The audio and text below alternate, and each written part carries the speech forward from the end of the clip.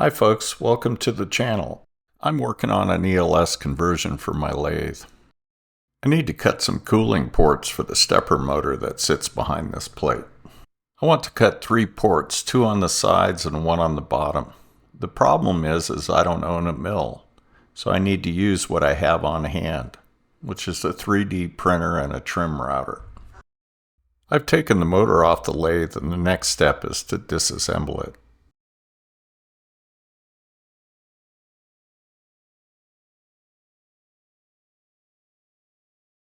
Here I'm just roughly marking the area where the ports will be cut away.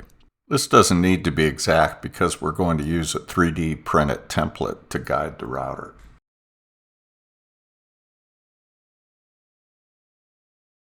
This template is a drill guide which allowed me to correctly position the drill holes. On the back side of the template there is a lip that catches the edge of the rough cut stock, leaving enough material left to cut the part to the final size using another template. This template shapes the outside and inner square cutout. It uses a trim router and a 1/2 inch carbide trim bit. This is the template we're using today to cut the ports. Before we get into routing, let's show how it's modeled in Fusion 360. We're going to start by making a copy of an existing template. This template was used to cut the square hole and outside perimeter of the motor plate.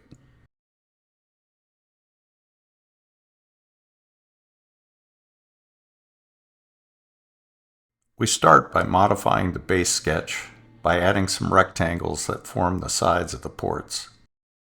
Next, we trim away the rectangle constraints and other unwanted lines.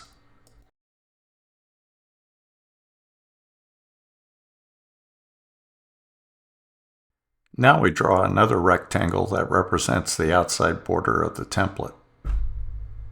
This border is 200 by 200 millimeters and is a bit off screen. Next, more trimming of the old border.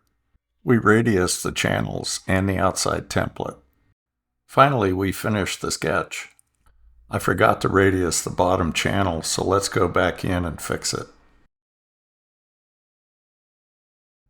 Okay, that's the finished template.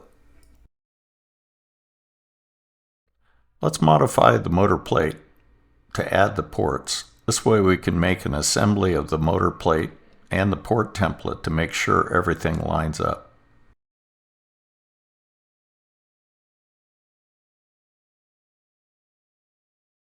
The last thing we need to do is to extrude the ports.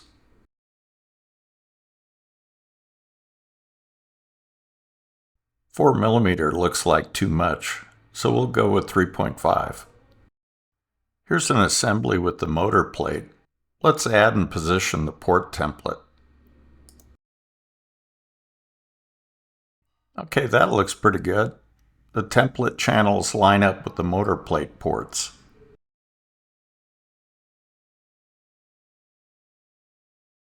Next, let's send the port template to the 3D printer.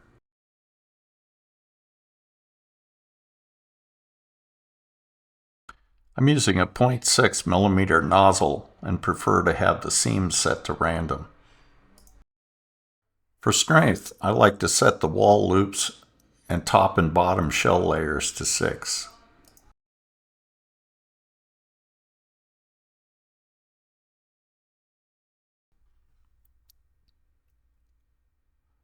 I'll leave the infill at 15%. Now we slice the model.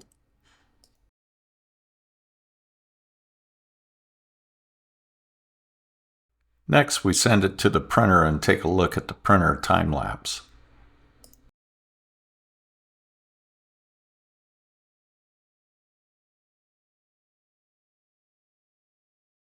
Here we're fastening the printed template to the motor plate.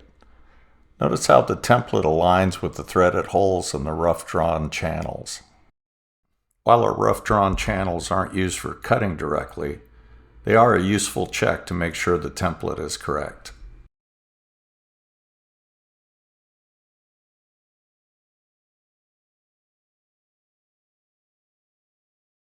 I have the 1/2 inch router bit mounted in the router. Here I'm setting the router bit height to the top of the motor plate and then I'll drop it down about 1 millimeter or so. Carbide router bits work fine for cutting aluminum, but it's important to take shallow cuts. Other considerations when routing aluminum is to avoid plunge routing. Try to start a pass by coming in from the side of the stock. Also, if possible, design the template in such a way so the chips have a place to escape. If you route over cut aluminum chips, the recut chips turn gummy. These may stick to the bit and cause problems. Okay, here we go.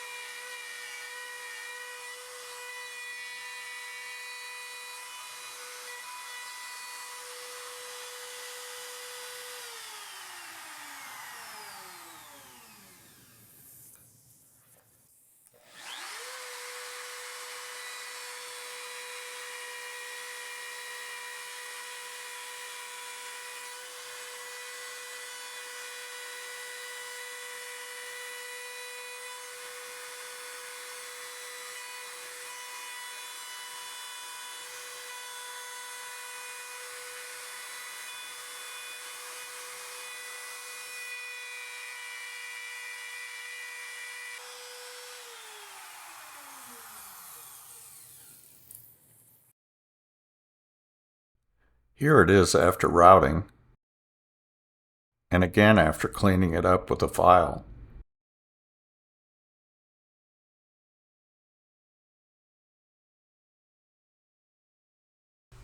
Let's assemble the motor plate.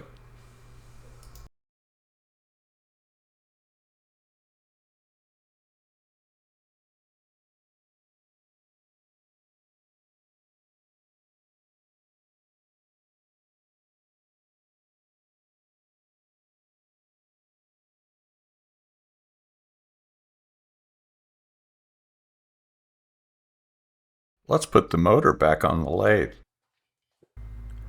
By the way, the highlighted area was also cut with a template and router. It's cast iron, so it doesn't router as easily as aluminum, but it got the job done.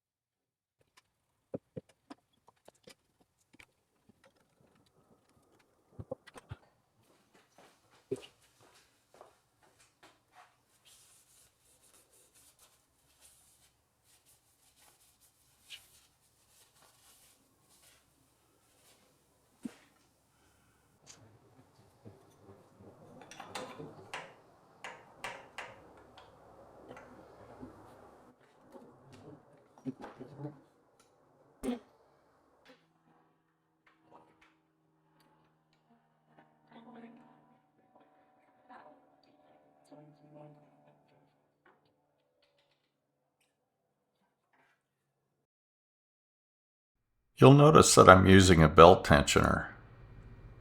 My preference is to use a rigid motor mount and tensioner rather than have the motor slide in slots.